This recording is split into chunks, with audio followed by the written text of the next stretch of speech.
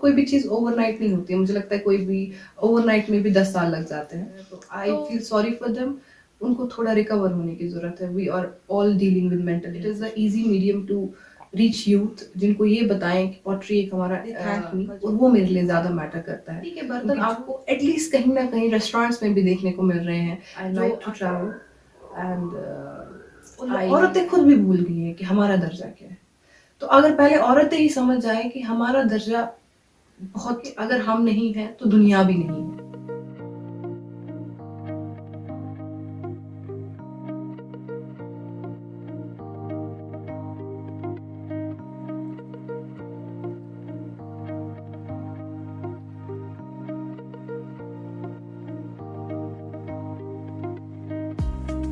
नाम साइमा शफी है और सबको सलाम, अस्सलाम वालेकुम। मेरी पैदाइश डाउनटाउन में हुई, सफा कदम, और वहाँ पे एक नज़दीक में करण नगर में एक कश्मीरी पंडित थी जिनका एक क्रच हुआ करता था, और मेरा प्री स्कूल भी हुआ। फिर न्यू कॉन्वेंट, फिर वहीं पे आर्य समाज DAPV करके एक स्कूल है, वहाँ पे फिर +2 मैनसन से, फिर इंजीनियरिंग, फिर मास्टर्स कंप्लीट किया। आई describe my self with a quote from a poetry itself, क्योंकि मेरे को जो पहचान मिली है वो एक क्राल का इम्पैक्ट मिल गया, कुम्हार का काम करते हुए।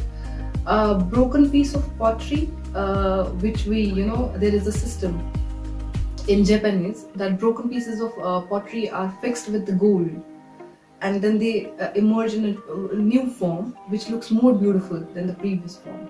So I'm that good. देखिए, जिन्होंने अप्रिशिएट किया और जिन्होंने कहा पब्लिक स्टंट है, दोनों तबके को शुक्रिया बहुत बहुत।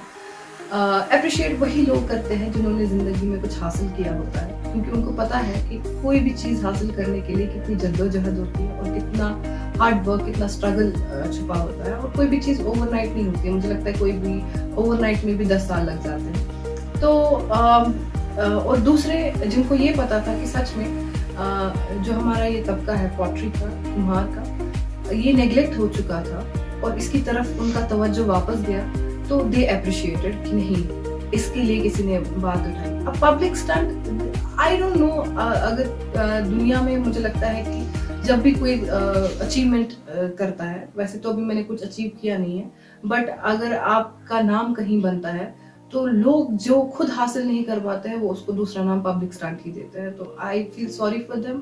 उनको थोड़ा रिकवर होने की जरूरत है। We are all dealing with mental health issues. Social media is the only platform right now. तो रीजन तो ये था टू ग्लैमराइज पॉटरी ऑब्वियसली। अब डेफिनेटली पर्सनल लाइफ इफेक्ट होती है, बिकॉज कश्मीर बहुत छोटी जगह है और आप देखते हैं particularly when a female comes to the public limelight, it gets trolling is a very common culture of Asian countries, और यहाँ पे लोग कैसे पीछे रह सकते हैं।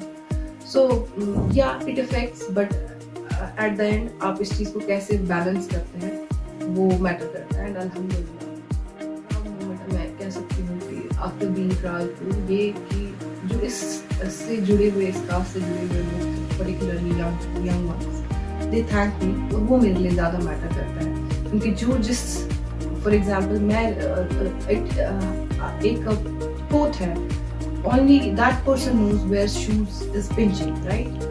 तो जहाँ पे जिसको दुखती रग जिसकी होती है उसी को पता होता है कि कहाँ पे दर्द हो रहा है।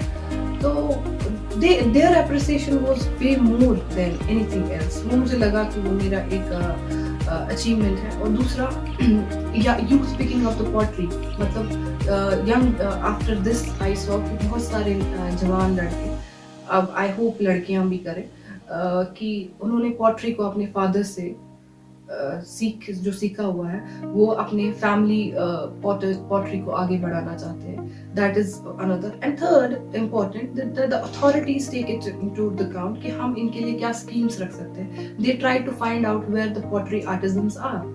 यानी हम डिफरेंट आर्टिजन्स को, तो कश्मीर के बहुत सारे आर्ट फॉर्म्स है, सिर्फ पॉटरी नहीं है, बहुत सारा कल्चरल हेरिटेज है, लेकिन उसमें पॉटर्स को कहीं पे मैंने नहीं देखा नेशनल लेवल पे अवार्ड मिला, या पॉटर्स के लिए कोई पर्टिकुलर स्कीम है, या पॉटर्स को एनरोल किया गया।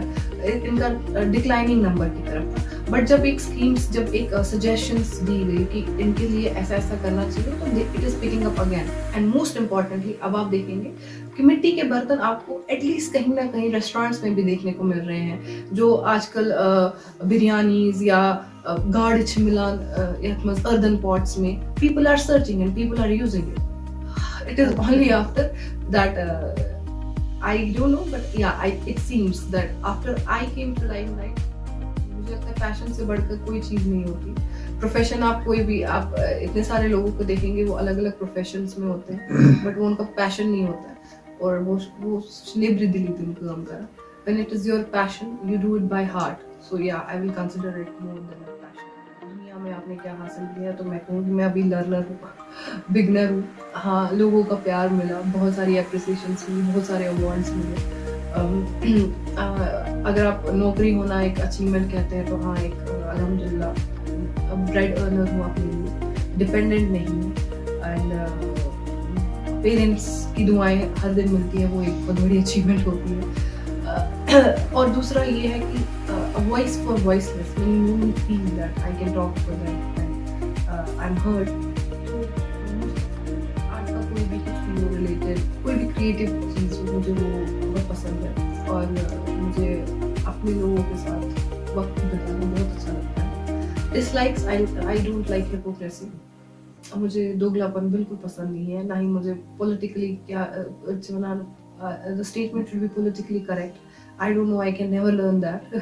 So I can't, I just like traveling. I like to travel, and I like मैं अब पॉटरी को हॉबी नहीं कह सकती, क्योंकि मैं इसको हॉबी से ज़्यादा टाइम देती हूँ। लेजर टाइम में देते हैं, बट मैं इसको प्रायोरिटाइज करके टाइम देती हूँ। और उसके अलावा making jewelleries, I can consider that hobby, और कलेक्टिंग ओल्ड टेक्निक्स सेम रहती है। ऐसा नहीं है कि पॉटरी की अलग टेक्निक्स है, बट हाँ, कुछ और चीज़ें ऐड ऑन करते हैं। और ये मैं कहूँगी कि ट्रेडिशनली जो यूज़ करते थे व्हील, उसकी जगह इलेक्ट्रिक व्हील यूज़ करती हूँ। ट्रेडिशनली बट्टी जो है, जो वुड फायर हम उसको कहते हैं, या पिट फायरिंग बोलते हैं, वो करते हैं लोग, वो मैं यूज़ नहीं करती। एक तो that leads to the air pollution, और दूसरा वो बहुत टीडियस, बहुत ज़्यादा हैक्टिक है, और बहुत ज़्यादा लकड़ी इस्तेमाल होती है उसमें।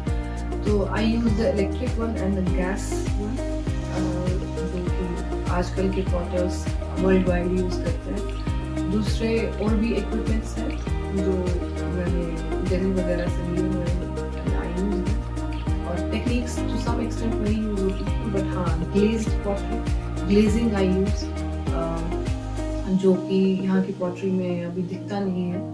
और यहाँ पे ग्लेज पॉटरी, डलगेट पॉटरी को कहा जाता था, वहाँ पे टाइल्स बनती थी, वो भी बहुत, that is also at the verge of death. तो yes, glazing I am using, तो this is different as compared to the traditional ones जो यहाँ पे होती है। और यहाँ पे सिर्फ टेराकोटा पॉटरी होती है, अर्दनवेयर जिसको बोलते हैं।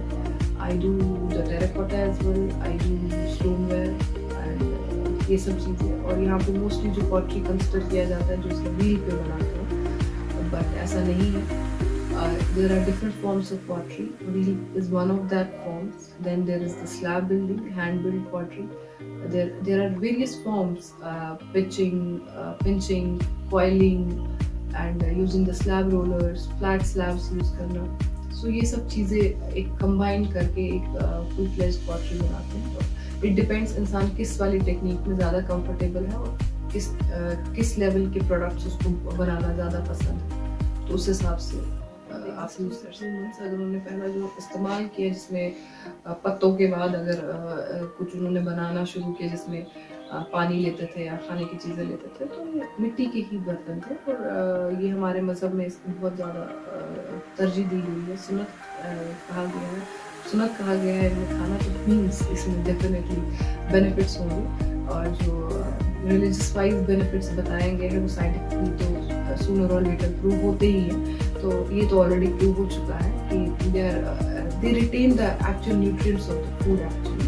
तो उस वजह से, और जो हम डिफरेंट जैसे मटेरियल वाली चीज़ें होती हैं उसमें इस्तेमाल करते हैं, तो उसमें बैक्टीरियल ग्रोथ का ज़्यादा खतरा होता है और लॉस ऑफ न्यूट्रिएंट्स का ज़्यादा खतरा होता है। बट इसमें वो चीज़ें नहीं होती, इसीलिए हेल्थ वाइज बहुत बेनिफिशियल है। एंड येस, एनवायरनमेंट वाइज भी if once they are used और उनकी शेल्फ लाइफ ख़त्म होती है, तो अगर हम वो फेंकते भी हैं तो वो हमारे एनवायरनमेंट को इफेक्ट नहीं करता है। देखिए, सबसे पहले तो नाम क्रालपुर रखना एक इम्पॉर्टेंट ये था कि लोगों का अटेंशन इसकी तरफ गया कि पॉटरी हमारा कल्चरल हेरिटेज है जो लोग बहुत हद तक भूल चुके थे, और एक ट्रिब्यूट उन लोगों के लिए जो इसको सालों साल कर रहे हैं, उनको शायद वो ड्यू क्रेडिट नहीं मिला है जो सोसाइटी की तरफ से उनको मिलना चाहिए। और दूसरा, लड़कियाँ ये काम नहीं करती हैं, और जो भी करती हैं वो बैक एंड पे करती हैं, और व्हील पे बैठना एक टैबू माना जाता है, जो अभी भी माना जाता है। तो ये दिखाना कि लड़की कर सकती है। And most importantly, teaching to the younger ones, तो छोटे छोटे बच्चों को सिखाना, वो मैं कर रही हूँ। इसकी तरफ यंग जनरेशन अट्रैक्ट होना कि हमें ये काम सीखना है।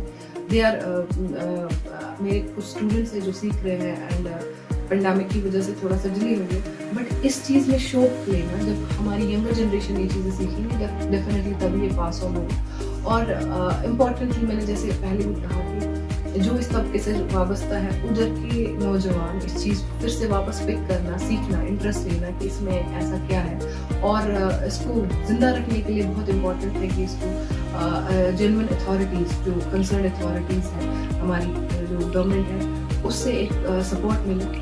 और उस सपोर्ट के लिए ऑब्वियसली उनके पास एक प्रपोजल होना चाहिए, उनको एटलीस्ट बोलना है, वो उन तक वो बात पहुँचाना कि इसके रिवाइवल के लिए हमें ये मेजर्स उठाने हैं। वो मैंने I have already conveyed to the right authorities. तो वो हर किसी चीज़ को इम्प्लीमेंट करने में वक्त लगता है, और जब वो वक्त आएगा, जब वो इम्प्लीमेंट होगा, तब लोगों को पता लगेगा। So these are all these things, and I wish, जो मैंने ऑलरेडी पिच किया है इस चीज़ को, कि we should have a pottery institute, जहाँ पे जो एग्जिस्टिंग पॉटर्स है, जो हमारे एल्डर्स हैं, वो एज प्रोफेसर्स, एज टीचर्स ये चीज़ सिखाए, और यंगर वंस जो है वो इस काम को सीखे, ताकि ये स्किल ट्रांसफर होके नेक्स्ट लेवल तक आए, और हम एक मॉडर्न पॉटरी के साथ ट्रेडिशनल वन को कंबाइन करके पॉटरी को फिर से उसी ब्लूम पे ले जाए जो कि बाकी कंट्रीज।